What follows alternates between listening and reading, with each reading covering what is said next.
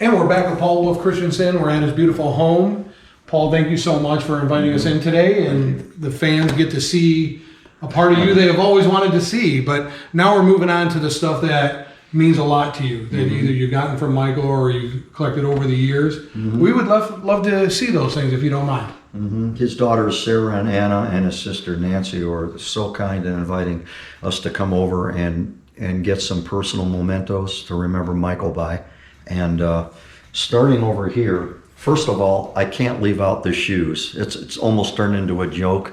Michael had feet that didn't agree with shoes a lot, and he used special insoles and everything. And he loved shoes, but he would buy shoes all the time, and wear them once, and they hurt his feet. So he would put them in a bag, and when I'd come over to record, he'd go, "Hey, I got a bag of shoes for you over there." We had the exact same size foot. Wow. He goes, "I got a bag of shoes for you over there," and I'd have a sign like "Will work for shoes," you know. And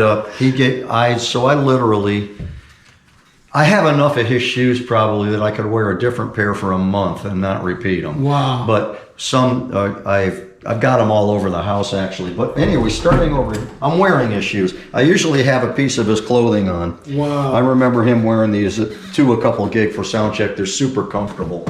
So this is a couple of his leathers. Oh, wow. Beautiful leather coats. And he always liked these collars that were like, not the full collar, but the biker collar. And his shirts the same way. So yeah, I got a J. Crew leather, and what's this one? This is a Mark of New York. Wow. Somebody. And then I loved these. These are a couple of his winter scarves, 3 of them. Wow. Which I love because I remember him wearing every one of these. And it'll be just like wrapping a little Michael around my neck in the wintertime. That is so awesome, Paul. And remember him. I love these so much. And there's that. There's over here. Let's come over. I could just walk. I put Coltrane outside, I think. Come on over here. Hi, Layla.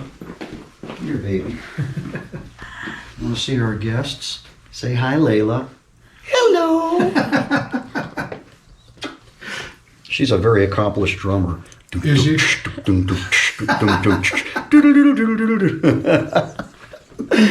My wife and I are a little nuts. Right here, these were some of Michael's favorite rock and roll books. Wow. In his collection. Michael loved his books and he loved to read.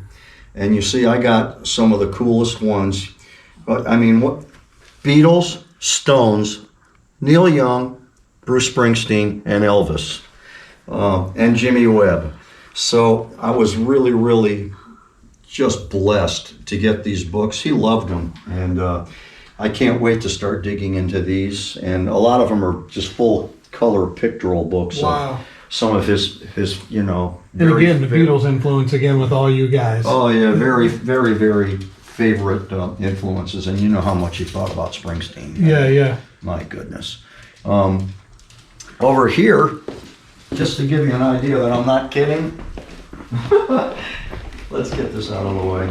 By the way, the mess that you see around the house, we've been remodeling and painting and stuff, so, and I explained to you the dresser thing, so at any rate, here's just some of the shoes that I keep them in here that he's given me. Wow. And I love them. And here's my favorite ones. These have a story. He got these in Italy. And these were his Bruno Magli's. Remember the O.J. Simpson shoes? Yeah. And when he got these in Italy, and the first day that he wore them back, and he wore them to a gig or something, I had my eye on those shoes. I said, he was telling us about the Bruno Magli's, and I said, "I want those shoes." And he goes, "Yeah, well, you're going to have to wait a while for that." Wow. And so, at any rate, several years later, I went over there to record, and he pulled them out. He goes, "Okay, here, you can have the Bruno Magli." Finally gave it to you. That's my favorite pair. I just wear those once in a while, so I don't wear them out. That's and awesome. Up in my studio, we don't have to go up there, but I have a couple pieces of recording gear that I got from him too. That's that fantastic. mean a lot. And here's, right over here, probably lastly, is my favorite picture. Just love this guy right here. Well, I have a place of honor in my house all the time. That was a moment at Kane Park, and I just love this shot. That's the Kane Park show was actually a really good show. Yeah. If I remember, during the day it started sprinkling. Everybody started panicking that it was going to get rained out, and it still went on. It actually became beautiful as the day went on. So I do remember that show. But Paul, thank you so much for inviting us into your home, and I'm really glad that you guys sold your show out that quick. Oh God, it's amazing. It's just amazing. If there's anything else we can do for you down the road, don't hesitate to call. Okay. Us fans, we're like family to you. So we'd like to thank Paul Wolf Christensen for inviting us into his home today. Thank you, everybody, very much. Can you have some things that you could plug? Maybe a website or something, or your gigs coming up? Right, my website's under development. I just put everything up on social media, Instagram and Facebook.